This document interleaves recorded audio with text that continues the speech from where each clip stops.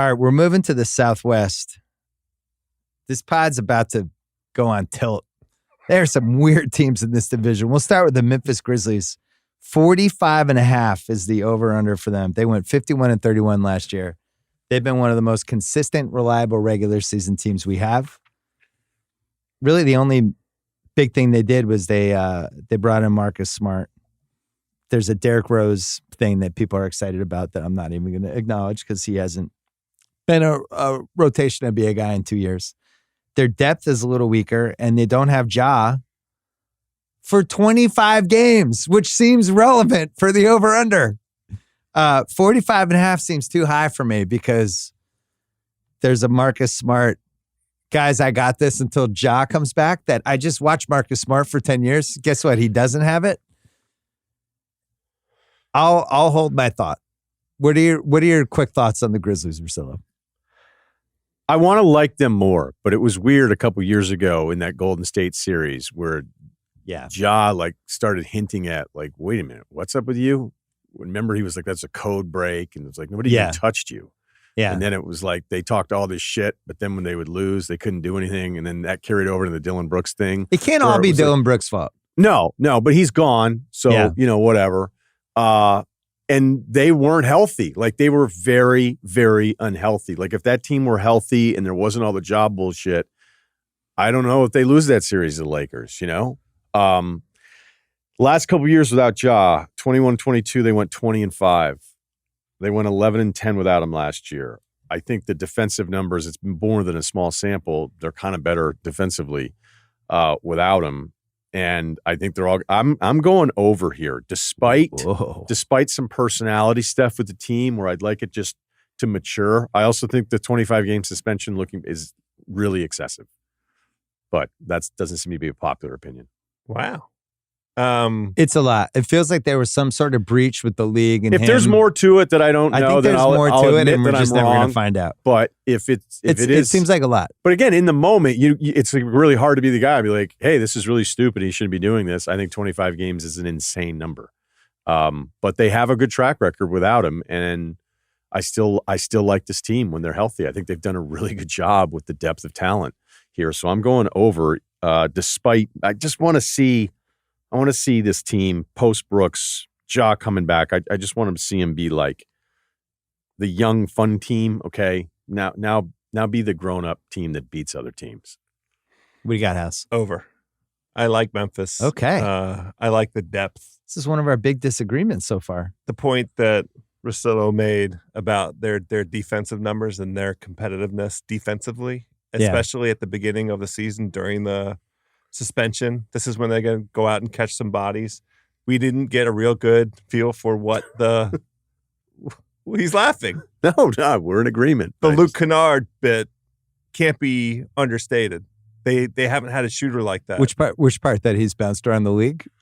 Well, I mean, it's a situation. This could be the best possible situation, and Steven Adams returning to health means that Triple J gets to go back to the position that he should play, which is power forward. He's not comfortable playing center, which is why he only averages 5 They rebounds. were on a third string center last year.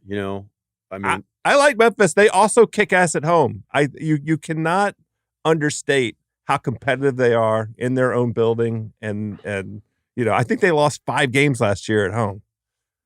Starting lineup is Smart and Bane. Looks like Zaire Williams, Triple J, and Steven Adams. Off the bench, Kennard, unless he starts. David Roddy. Can't say I was impressed by him last year. The body. Lofton, Tillman, Santi Aldama, Conchar, Derrick Rose. Aldama complains a lot, but he's a legit rotation guy. In the fourth quarter, by the way. I don't like the depth compared to where they had it a couple years ago. I don't. Now, this is where Verno's going to come in and oh, Jesus Christ, Simmons. We win 50 games every fucking year. What the fuck? B-. He doesn't F-bomb that often. He only F-bombs when we're on the phone or whatever. You voted for Marcus Smart 2 years ago, Defense Player of the Year. Hey, y'all say what you want, but John Conchar. I just think the 25, if you told me Ja was playing the entire season, I would go over. But if you're telling me they're going to go 46-36 when they're probably around a 50-win team, do I think Ja being gone for 1/3 of the season is worth 5 less wins? I do. I think they're somewhere between 43 and 45, and that's where I have them. I have a question for you, Russillo, about the would you bet if I gave you minus 130 Smart revenge comeback year, plus 115 people realizing in December the Celtics probably sold high on him, where would you put your money? We already know the answer. The sell high. I mean, the funniest thing ever of all the stuff that we get blamed for is like, oh, now you don't like Smart because he got traded. It's like, have you not listened to us? You just told on yourself. Yeah. Like, this has not been the Marcus Smart fan pod. No, and I love Marcus Smart. I did not love him last year. I thought he looked like a tight end that was in his last legs of being a starter. 2 years ago is the best basketball he's ever played. He was great. But he was not that good last 3 year. years ago was, I thought, brutal. And when they talk about the defense with him, he got lit up by, I can't even count how many guards lit him up last year. Now, everybody'd get a boner because he would stand up against a power forward. Right. And be like, look at him. He He can just switch wasn't on that anybody. good defensively last year. Now, maybe he was physically beaten up. Maybe he'll be awesome this year. Maybe he was climbing the mountain like Rocky Balboa to have a fuck you year. Very possible. I told Verno I thought that was possible, but I also think the Celtics, feel like they sold high. So we'll see. I wonder with him, there was something going on between him and Joe Maz. There was. All season from game one. There was. There was a leadership thing with him that I think they felt like he had a little bit of a hold over the team that maybe wasn't great. And I think they wanted the young guys to If we see him and expand. Taylor Jenkins, out there. I could see him being like, it's Marcus time for a little bit. Here are my ideas. So that Here are my scares ideas, me Taylor. on the total. And no Tyus Jones, who's like, I don't know if I've had a favorite backup. Love Tyus Jones. He was really important for them. Right. Easy guy. I don't know that I've ever liked a guy that comes off the bench as much as him in recent memory. I mean, granted, it's not like I voted him sixth man or anything like that. I don't think I did. Can we talk through the first 25 games of crunch time for them?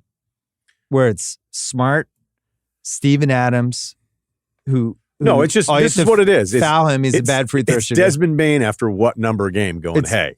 It's Desmond Bane just night after night being ridden and Kennard spotting the. But over and over again, it's going to be like the Celtics where the ball's going to find Smart with a minute left and he's going to decide whether to win or lose. And I think that's 50-50, maybe a little worse.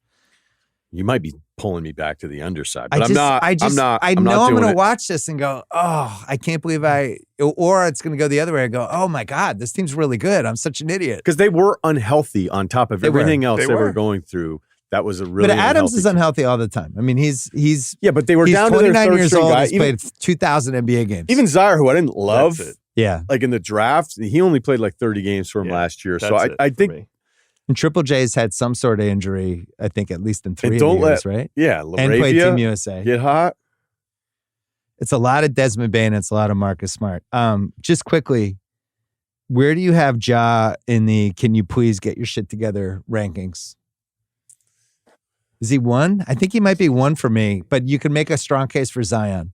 Just ahead of Sandoval? I'd put him. Put a little reality TV in there for me. Yeah. I think I'm rooting for Ja way more than Sandoval.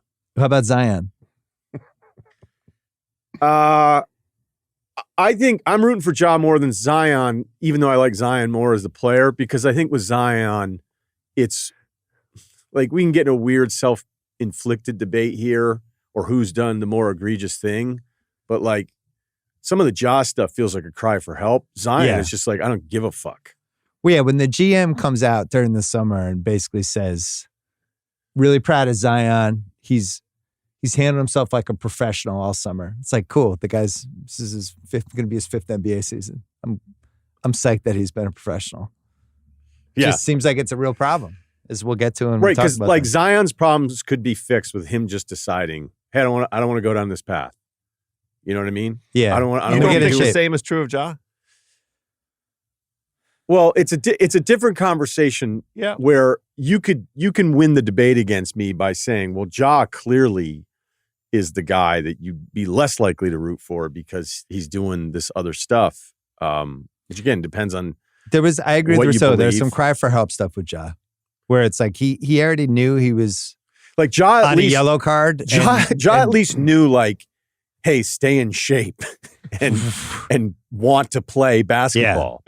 Okay. Where Fair Zion, the stuff I've heard from the three different, they've tried everything with him. They tried Alvin Gentry, who was like, I'm not going to hold his hand.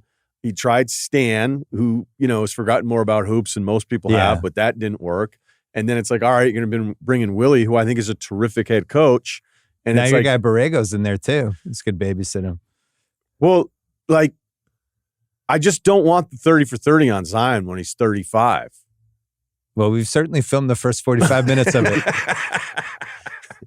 Where I for whatever reason, I could be totally wrong, but I've already convinced myself that this was a lot of weird shit for Ja very quickly. But then again, sometimes when I look at we've the seen tweets, people bounce back from that though. Yeah, but you know what? I'm gonna challenge myself.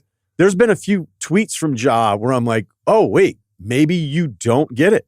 Yeah, like the stuff where maybe it's like 3 times a week for the therapy. Yeah, the Zion piece of they were talking. I saw on Twitter there was a jumping clip of him like in a layup line where he did a dunk, and I saw it on Twitter or TikTok or my son sent it. Somebody sent it to me. It was like, Zion's been putting in work, and he just did like a dunk, and I'm like, that's not even close to what he looked like at Duke. Like athletically, he's not there anymore. I don't think. You're right. I watched a Duke mashup. Duke Zion's like completely different. It's like a fucking one of one. It's crazy how that happens. Like I was watching the Steph Harden game where Steph had 33 in the second half after Durant had gotten hurt. And even watching like those guys move around 4 years ago, it can almost be alarming. And watching the Duke Zion stuff, you're like, oh, that guy's gone. Like he's gone forever. Remember what happened to Blake Griffin in like 2012 Clippers, early Lob City Blake Griffin? And then by the time we got to 16, after he'd had a couple surgeries, he just wasn't the same explosive jumper anymore. No, Rasheed Wallace had a quote about this where like, I forget, somebody came in, because Rasheed used to just be violent at the rim. Like in the beginning, and he was huge, but he had massive pop.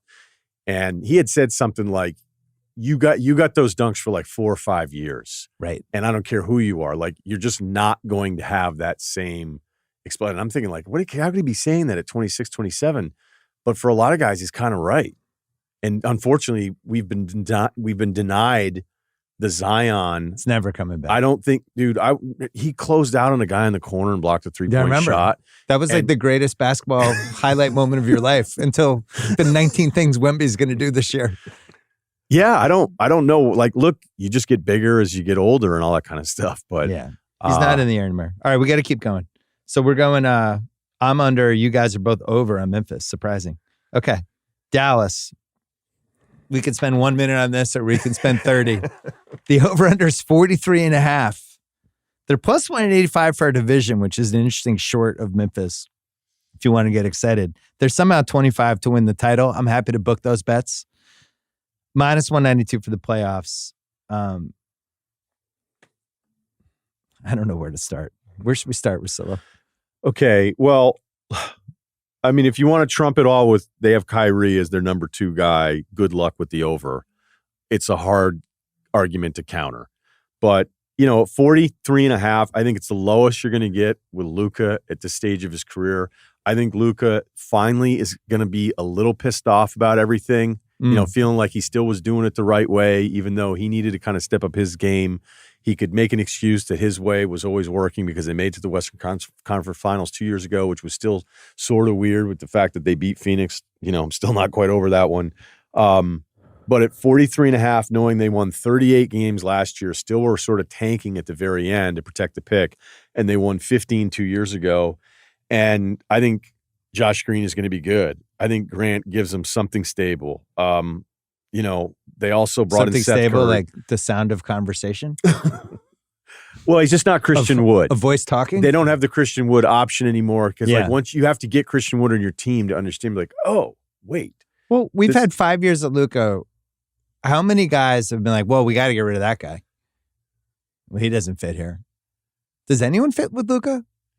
Oh, it's definitely getting to like the dangerous. I just feel like we've been so hard on James Harden, and it's just like, who does fit with Luka? No, Seth Curry kind of fits with him because we've seen it, and they brought Seth Curry back, so I was excited for that. I love seeing the hope for Dante Exum that like he's been so nasty recently. Shout out to Danny Chow. He's on Exum Island by himself with Just give some me rice. give me the over, which I wouldn't want to do with Kyrie, but I just think it's a low number for what a great Luka year gives. Do you us. want to? Can you put that in pencil until I'm done with my Dallas part? Because I might bring you back. Okay. What do you have, House? I also prefer the over. Okay. Because of how the esteem that I heap on Luka. Okay. Kyrie has not had a normal NBA season since 2017. What were we doing in 2017, Russillo? What were we doing around April 2017? Were you with Van Pelt at that point? No. You have your own show? No, I think Cannell just got laid off, and I was in Manhattan Beach looking for a house, and they were like, "You're not being laid off. Can you please come back?" Okay. That was actually exactly. How about you, House? happened, What was going on in 2017 for you? I feel like I was trying to, in April, I probably was trying to figure out who could pay for me to go to the Masters. That seems like that's every year. Yeah. All right. 2017 for us, I think, was like year 2 of the Ringer. He's played 290 games in the last 6 years. Is that low? Yeah. He's played 22 playoff games since the 2017 finals. And every year he figures out a reason to be unhappy about something or to go sideways on something. And I just can't get out of my head that he's going to try to force himself to the Lakers in January, February. They have all these assets that are ready to trade. They did that Russell contract specifically to trade it. And if anything about this situation is unhappy and he thinks he has another place to go, we've seen what he does. And I just don't trust it. And I don't really think he even necessarily wanted to re-sign with Dallas. I just think he did. Now he's probably going to, somebody will cut this clip and put it on his Twitter timeline, and then he'll tweet at it with like some weird emoji. That'd be pretty cool though. I'm just saying, this is a 6-year track record of when was the last time you had a normal NBA season? 6 years. This would be year 7. So I'm going under. I just don't trust him. If you're the second best player on the team and your name's Kyrie, and I don't really love the rest of the team, they're relying on 2 rookies. Like Lively's going to play. Like the Duke fans weren't even happy about Lively. This was a year ago. It was in college. Prosper, they're going to need to play. Josh Green, who had some moments but was buried by the end of last year, and then Grant was getting DMPs on Boston. So on paper, I get it. It's like, oh, I got this, but I don't really trust any of those guys. I don't trust Jaden Hardy. Seth is probably the most reliable third guy on the team. I like Grant. I like Josh Green way more than Jaden Hardy. But they buried him last year. Remember Josh Green fell out of the rotation by the end of the year. I like Josh Green too. Powell, how many at-bats can he get? I like him as a backup in this spot, but to Lively being the starter. It's crazy. God, everybody likes Lively more after he left Duke. I feel like that's like one of those NFL college football disconnects where one group can't believe the way the other group is talking about a player. And in this case, I didn't love Lively's draft stuff at all. Like there's times you didn't even know he was right next to the rim. Right. There's this one clip I have of him. Rookie centers? Oh, I'm sorry. Go ahead. No, I don't. Look, I just feel like Luka coming in a little pissed off, knowing how disappointing last year was. Like Luka is good enough to get you to 45 wins. So that's my view as well. And to your point, everything that you laid out about Kyrie misbehaving this upcoming season could be true, and they can still win games. It's better for him to play well and try and force what he wants. I just think that's been, top 3 most dysfunctional NBA organization for the last 10 years. Like not the last 5, for the last 10. They've had the most weird shit and just hard stuff to figure out, the most kind of zags and trades, and they lucked into the Luka trade. But I just don't see any cohesiveness with anything about them, and I don't trust Kyrie. So if I'm wrong on this, so be it. But I just couldn't risk kicking myself and be like, God damn it, I got sucked in my Kyrie team. I'm not doing it. 44 wins. But here's the thing. Over. I'm with you normally on Luka's so good, it's a guaranteed 45 wins. But the league is awesome. There's so many great players now. I don't know if you can just write that. To me, it's Jokic and Giannis are the only 2 now that you can say that's 50 wins blind. We've seen Curry miss the playoffs. We saw Luka miss the playoffs last year.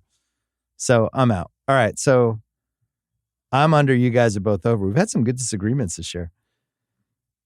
When are we on the clock with Luka for you, Russillo? What if they start out 24 and 26? Yeah. Look, I think the Harden thing that you brought up is interesting because it was kind of like in the beginning, you're like, oh my God, this is amazing. Look at the numbers. And Yeah. those 2 series that he had against the Clippers are like all-time things. You don't have to look at the numbers. You're just watching the games. But like, this guy is like on another level. The battle he was having with Kawhi there. But when somebody needs the ball this much, you do wonder, like I always wonder, with the high usage rate guy at the top, and it's worked for other teams. Yeah. But a lot of times you're like, okay, the best option is him having the ball and making the decision every single possession. But is that actually the best option once you get into the playoffs? And it really comes down to like what that person wants, where, it's just not my favorite, despite how impressive he can be and how great the numbers are. So I don't see a lot of evidence of those two being able to play together either. And also defensively. I just have a lot of questions about this team defensively. 5 and 11?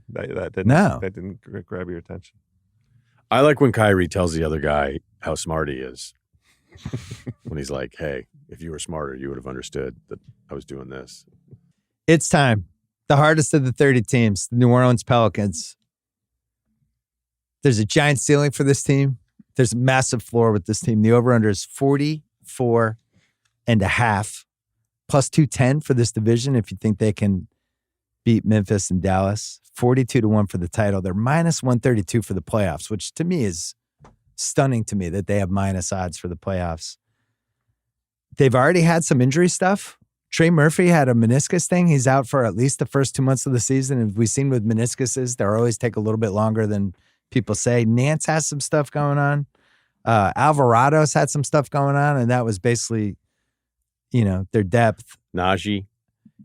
Ingram's coming off a really, really, really weird Team USA experience where they basically scratched him for the last 2 games. And the deal, he's got a virus. We haven't seen Ingram and Zion play enough together to even really know what that is. It's a team where I like a lot of the assets. But it's like, remember that show, The Offer? I was like, I like a lot of the people on the show. And I really like The Godfather, but the show's not totally working for me. That's the Pelicans to me. That guy was so good as Robert Evans. He was great. Matthew Good. Yeah, Matthew Good. He's killing it. Yeah, I ended up reading the biography after that show. I wanted to know more about him. I was like, how can anybody become that interesting, House? Anyway, give me the over. Fuck it. Wow. Dang. The thing is, I knew that was going to happen. Yeah, it's great. We're due. We're due. We're due. We're due for one season of Zion. I believe in it. This is the Brokeback, I can't quit you. I can't quit you, Zion. I can't quit you. You just can't quit him. When he was point forward for that 25 games, it was the most exhilarated I've ever seen Russillo by professional. I was losing my mind because he didn't even know what he was doing. And then I would see him learning this is what they're doing to me defensively. And then he'd figure this out. And he's a good passer on these drives. Yeah. I was like, okay, I'm in because yes, at one point last year, I thought this was the most talented 1 through 9, 1 through 10 in the entire NBA. And if you're giving me just any chance of good luck, right? Because we haven't had a lot of it down there.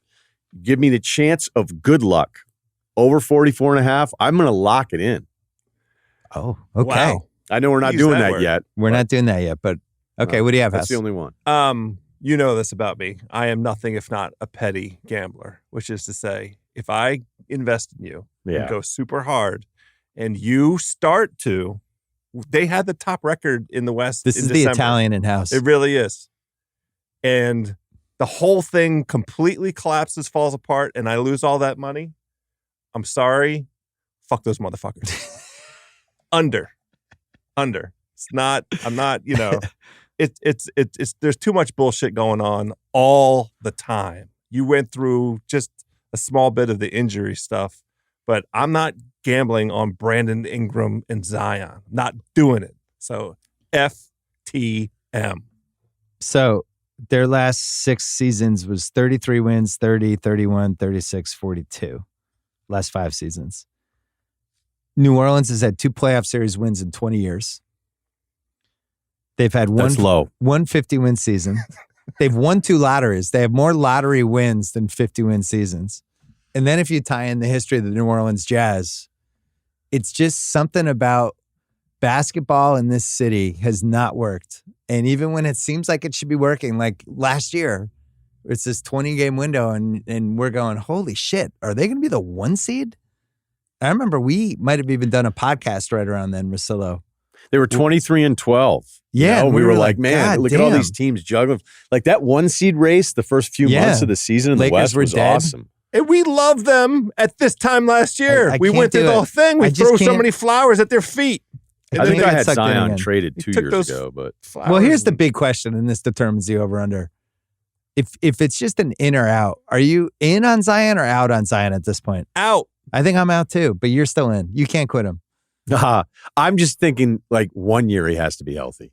So that's my play. There's not a lot of science behind it. I was gonna say, why? yeah. Why does that have to be? But the case? I would because I like the rest of the roster that much. And I think we did this 2 years ago because the last year we did the preview, we were here. 2 years ago, we did it at your house. Yeah. So that was like the very first. And I've been wrong with these in the past, but like bringing up the idea of flirting and bringing the salespeople down and bringing your marketing team in and going, look, let's get something for him that salvages it because we've tried everything with it and it doesn't work. And there's always something weird about like the college football coach who wins at a major program. That guarantees you like 2 more good jobs. Yeah. Or like the guy that dates somebody really hot at a restaurant and then he gets dumped and then like there's somebody else who's sort of attractive is like, well, I guess I'll give him a shot. Yeah. So like you want to be rewarded on the first transaction here. And I still think there's a Zion price that would make it enticing. But you'd have to get everybody on board because he's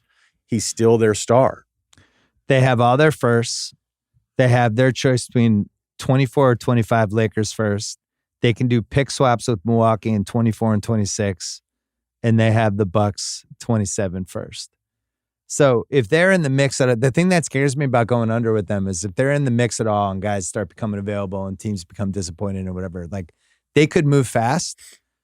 I just don't trust it. And I would rather bet on the past history versus the hope that Zion can turn it around. But I see. The thing is, I think if everybody else is right, they could still win 45 games. yeah, I see them right around that 44.5. Like I could see them winning 45, 44, 43. It's going to be somewhere in there. But I'm going to Ingram- go ahead or under. Everybody's upset about the Team USA, but think how good he was towards the end last year. But is he one of those guys that he's good when he has the ball all the time, but the moment he's got to fit in with a bigger... I was alarmed by how much he didn't fit in with Team USA. Like alarmed. Maybe he thought it was a scrimmage. Yeah. Next one, Houston. So we have Houston and San Antonio left. We can go a little bit fast on this, but Houston's tough because their over-under is 31.5.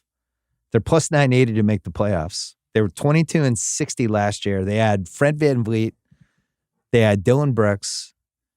They had Thompson, who everybody likes. They somehow had Cam Whitmore, but it doesn't seem like he's going to play that much this year. They had Russillo's favorite guy, Jeff Green. And Şengün is now 6'11", which nobody has investigated. I'm still trying to figure out what happened with that. A lot of assets. How? So there are enough basketballs for this team. The only one that matters is in the hands of their head coach. And your My guy. forecast for Ime? this season is a forecast of what kind of impact can Ime have. He got 2 of his guys.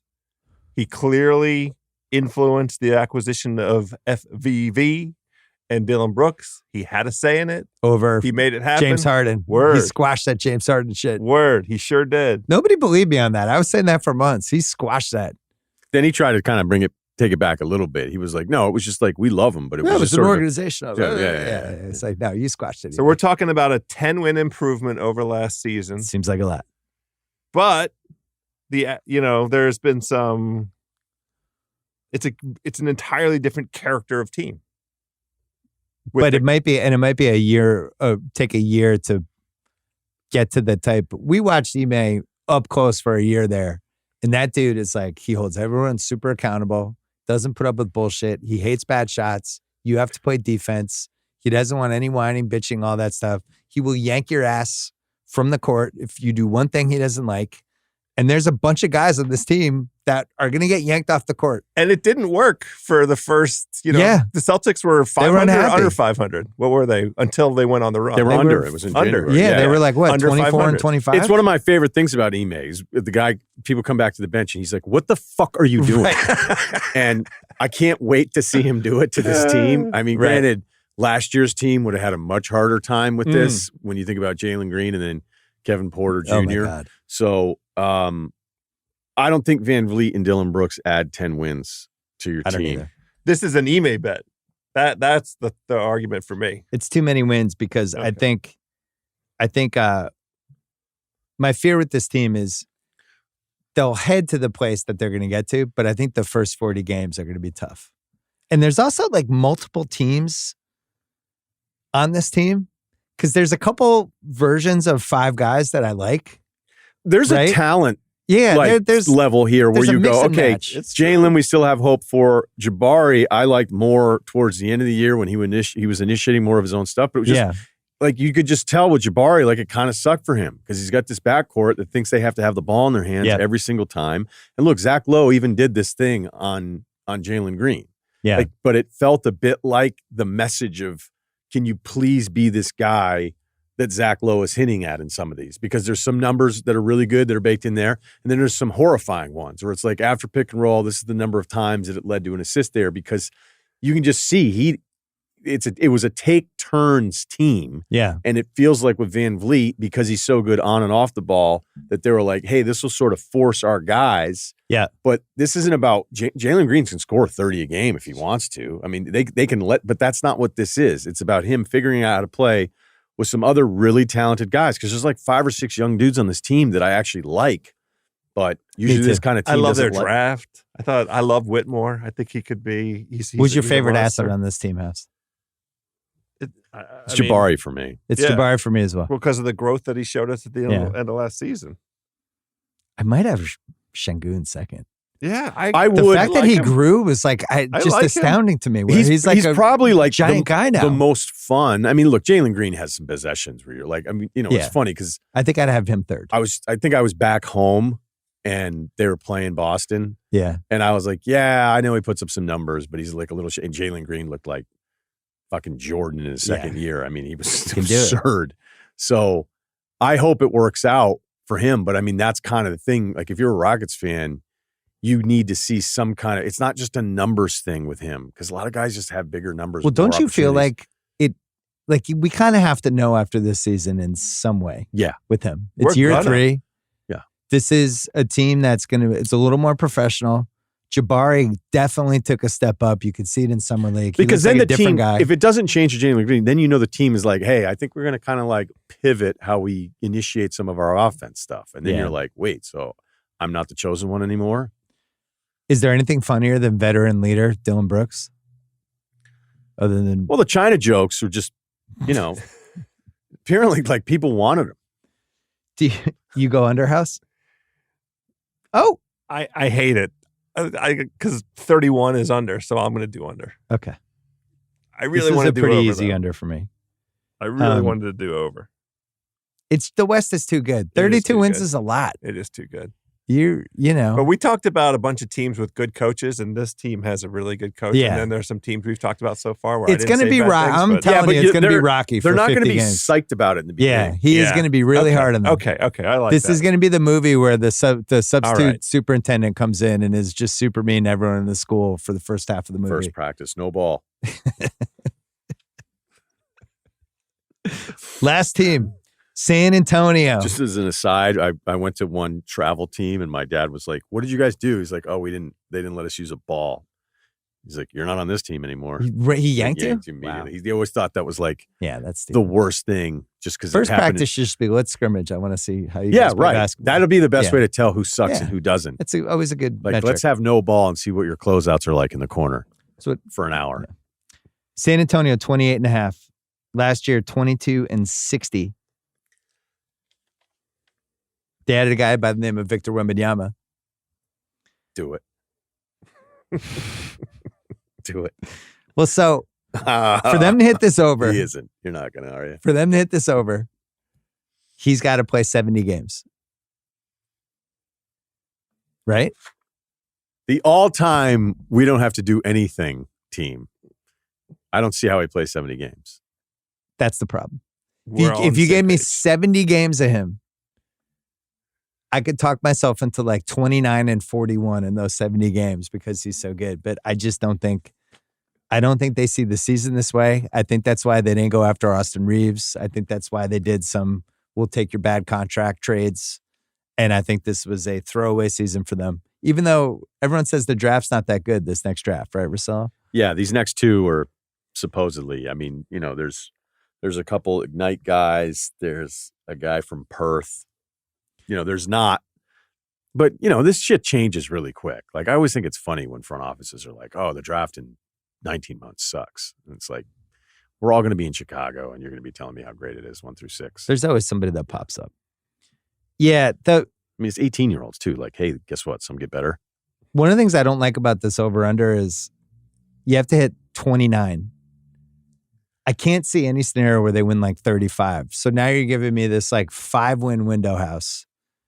But then you give me all the upside of under the 28.5, where if they, Wemby gets hurt for 2 weeks and they all of a sudden they go on a losing streak, or they just yank him, or they rest him, whatever they have to do. It's a regretful under to me, but I did stare at it for a while, especially because Vassell didn't really play last year. I think he played 30, 35 games. So getting him for a full year with Wemby, I don't know. It seems like you're not. It's an easy under for me. I think they're going to have. It makes you sad, though. I feel sadness in your face. No, they're building. They're like, if you look at the talent of San Antonio and put it side by side to Houston, Houston was a much bigger challenge for me. Yeah. I think that Houston situation, I hate going under on Houston.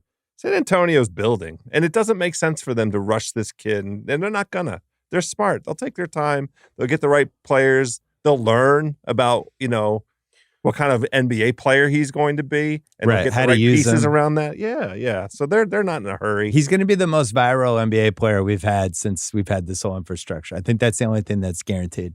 We thought it might happen with Zion, and Zion had some injuries and some stuff, and it didn't happen with him. But just from the little stuff we've seen in the preseason, there's never been anything like this.